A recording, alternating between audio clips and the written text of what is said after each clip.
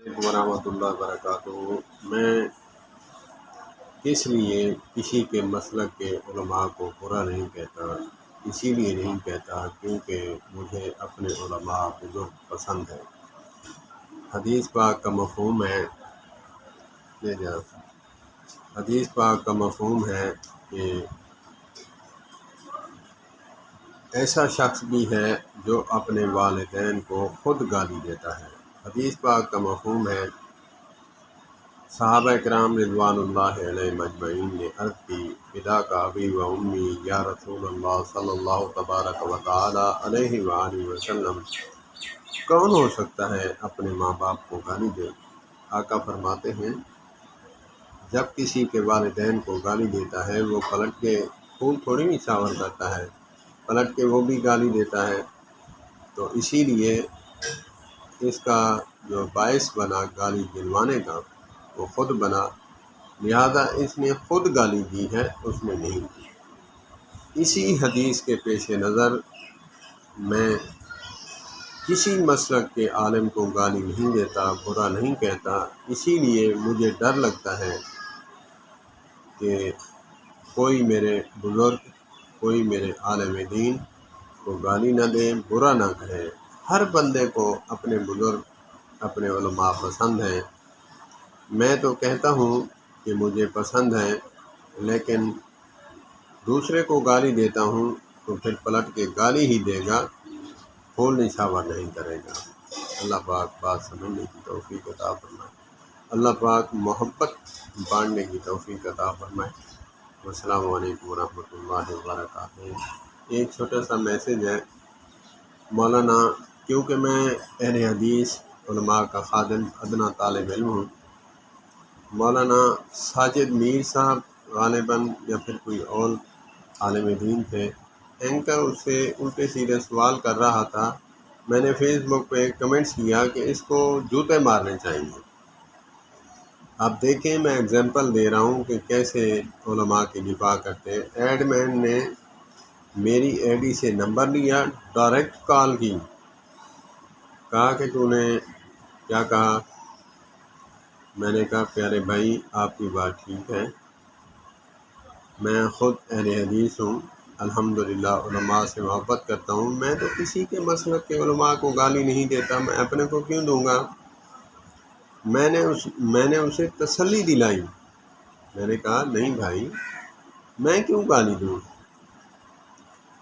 تب جا کے وہ مانا۔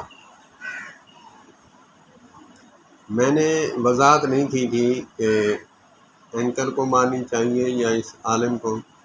میں نے اس اینکر میں بارے میں کہا تھا کہ الٹے سیدھے سوال کر رہا ہے، مدعے پہ نہیں آتا، جو عالم کو جواب دینا چاہیے وہ سوال کرنا چاہیے، بلا وجہ سوال کر رہا تھا۔ تو میں نے کمنٹس کر کے یہ کہہ دیا، میں نے کہا اسے جوتے مارنے چاہیے، ایسے نہیں مانے گئے۔ تو مجھے پتہ چلا کہ علماء سب کو پیارے ہیں، اسی دن سے میں نے ٹھان لی، جب علماء سب کو پیارے ہیں تو پھر کسی کے علماء کو گالی دینا، برا کہنا، اپنے علماء کو گالی دینا برا کہنے کے مترادف ہے۔ اللہ پاک ہمیں سمجھ عطا فرمائے، اللہ پاک مسلکی تعصب جیسی لعنت سے محفوظ فرمائے۔ مسلکی تعصب جب آ جاتا ہے، عقل پہ پردہ چھا جاتا ہے، دل پہ بھی پردے چھا جاتے ہیں۔ ختم اللہ علی قلوبہم وعلی سمعہم وعلی ابصارہم غشاوہ۔ تو اس آیت کریمہ کے تحت دلوں پر بھی مہر لگ جاتی ہے، منہوں پر بھی مہر لگ جاتی ہے، کانوں پر بھی مہر لگ جاتی ہے۔ جب دل پر مہر لگ گئی تو باقی پیچھے کچھ نہ بچا۔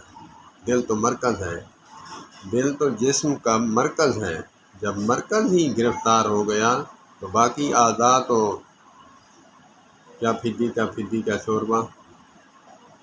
اللہ پاک ہمیں سمجھ عطا فرمائے، محبت بکھیرنے کی توفیق عطا فرمائے۔ ہمارے نبی حضرت محمد کریم صلی اللہ تبارک و تعالی علیہ وآلہ وسلم تو کفار کے ساتھ محبت بانٹتے تھے، اخلاق بانٹتے تھے۔ آپ نے واقعات نہیں سنے علماء سے کہ کتنی کتنی واقعات ہیں ایسے؟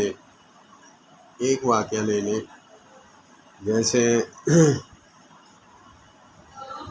عدی بن حاتم کی بیٹی گرفتار ہوئی جنگ کے دوران۔ حاتم طائی بادشاہ، آپ نے سنا ہوگا علماء سے، تو گرفتار ہوئی، مسلمان نہیں تھی، تو آقا کریم علیہ الصلوۃ والسلام نے کملی مبارک اٹھائی، اس کے سر پر رکھی، تو صحابہ کرام رضوان اللہ علیہم اجمعین نے سوال کیا، یا رسول اللہ صلی اللہ تبارک و تعالیٰ علیہ وآلہ وسلم، یہ تو کافر کی بیٹی ہے۔ آقا فرماتے ہیں سبحان اللہ سبحان اللہ،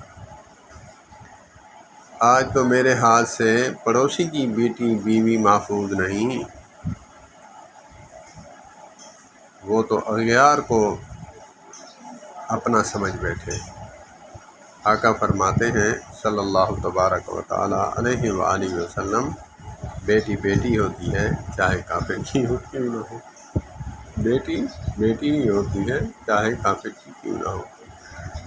اگرچہ کسی کے دماغ میں فطور ابھرے کہ صحابہ کرام نے ایسے کیوں کہا، صحابہ کرام رضوان اللہ علیہم اجمعین ہمارے لیے یہ سوال کر اٹھے، اور جو نئے مسلمان ہوتے ان کے لیے سوال کرتے، بلا وجہ بھی سوال کر دیتے تھے، تاکہ سوال نہ پوچھنے والے کو، شرم محسوس کرنے والے کو بھی پتہ چل جائے۔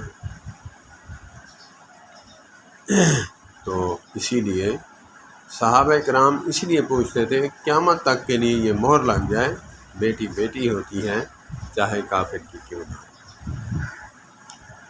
اللہ اکبر اللہ اکبر۔ اللہ پاک ہمیں دوسروں کی بیٹیوں کی عزت کرنے کی توفیق عطا فرمائے۔ السلام علیکم ورحمۃ اللہ۔